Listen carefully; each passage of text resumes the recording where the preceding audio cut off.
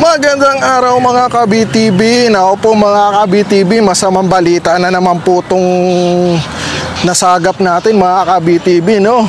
Na di umano'y may nilulutong pagpapalit ng mayor dyan sa Davao City. At yun daw po ay niluluto dyan sa Malacanang nitong mga takim sa kapangyarihan. Wag na po natin patagalin mga ka-BTV. Panoorin po natin at pakinggan po natin tong video na to. Pasensya na po, ito po ay Bisaya. Pero sa mga nakakaintindi po ng Bisaya, maintindihan nyo po ito. Panoorin na po natin mga ka-BTV ha. Ang akong impormasyon nga nakuha nga paningkamutan sa Malacanang nga ideklara nga illegal ang pagpundo o paglingkod ni Vice Mayor Baste Duterte isip acting mayor nga according to them dili mamahimo nga wala gyoy tinuod nga mayor sa Davao kay daghan ang mga function nga dili mabuhat sa usa lamang ka acting mayor. Imanin ninyo ni ha, mauna yung lang himuon ni argumento sa Malacanang, bantayan na to ni.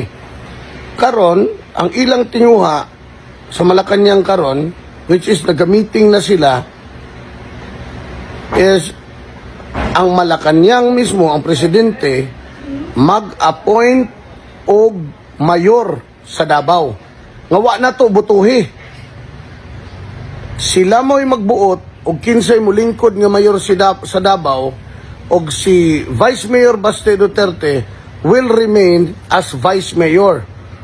Kay di na ba pareha daw sa presidente nga og wala ang presidente, ang Vice President ang mupuli. Dili man ingon ang setup sa local government.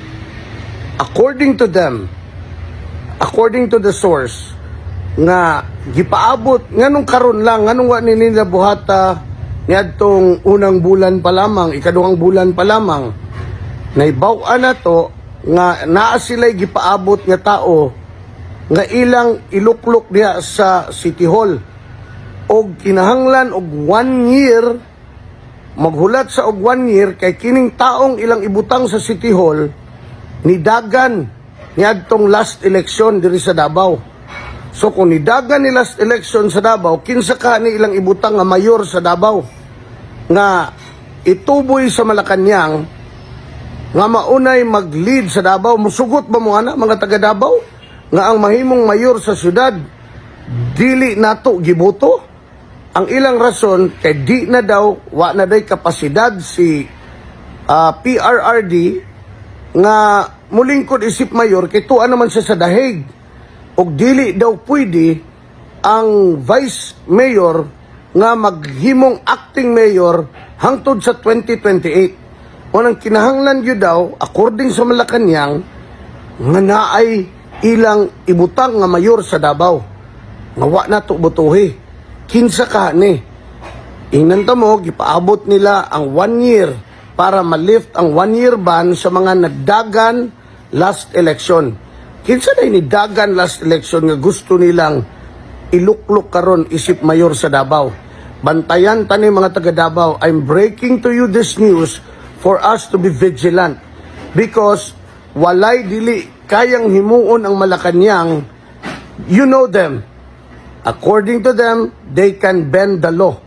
Mauna ni ang buot nilang ipasabot. They will bend the law.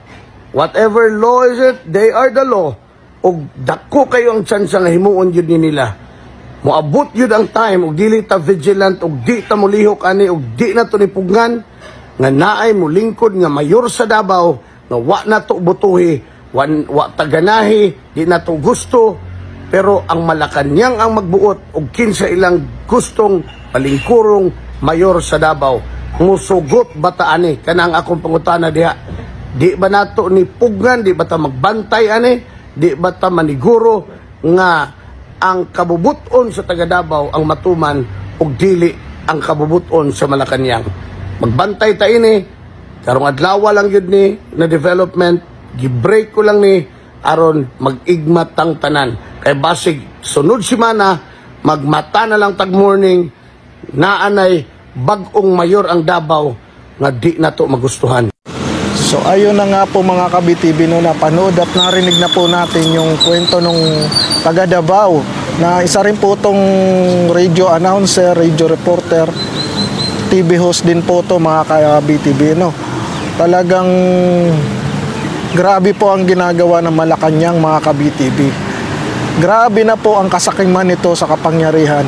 Pati po yung pagiging mayor ay gusto po nilang hawakan sa at iluklok sa pagiging mayor ang kanilang kaalyado dyan sa Davao.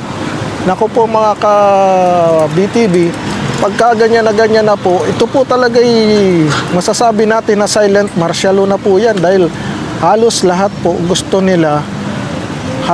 po nila ilagay sa katungkulan ay mga kaalyado nila para hawak po nila sa liig na kung anong gusto nilang gawin ay magagawa nitong administrasyon na to. Paano po mga ka-BTV masasabi na hindi kayang maging mayor itong si Baste Duterte galing na itong pagka-mayor? At sinasabi daw po nitong Malacanang na hindi daw po gaya ng presidente na pagka nawala na yung presidente ay yung vice president ang magiging presidente. Ano po ang pagkakaiba ng humahawak ka ng buong Pilipinas at humahawak ka ng isang bayan? Di ba po parang presidente din po yan ang mayor at vice president po din ang vice mayor. Ganun po talaga ang practice naman talaga niyan, di ba mga ka-BTV? Pagka wala yung mayor, ang mag-acting mayor ay yung vice mayor. At kung namatay yung mayor, automatically ang magiging mayor yung vice mayor. Paano pong sinasabi ninyo na hindi po pwedeng ganun? Ang gusto nyo lang po talaga i-bend yung law na gusto nyo iluklok yung hindi naman binoto ng tao dahil kaalyado nyo. Yun lang po yung nakikita ko dyan. At para mahawakan nyo ang Davao. Nako po mga ka-BTV, pagka ganito na po mga ka-BTV, ang nangyayari dyan sa ating bansa, wala po talaga. Wala na pong mangyayari. Kayo po mga taga Davao, wag po kayong papayag.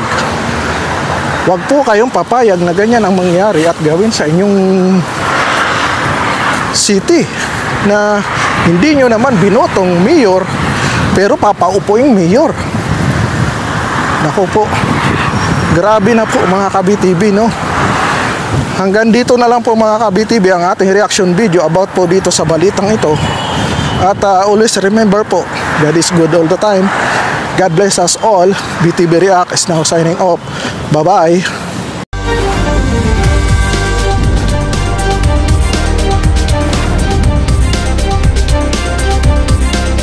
Please subscribe to BTV Reacts channel and click the notification bell. Thank you, BTV friends!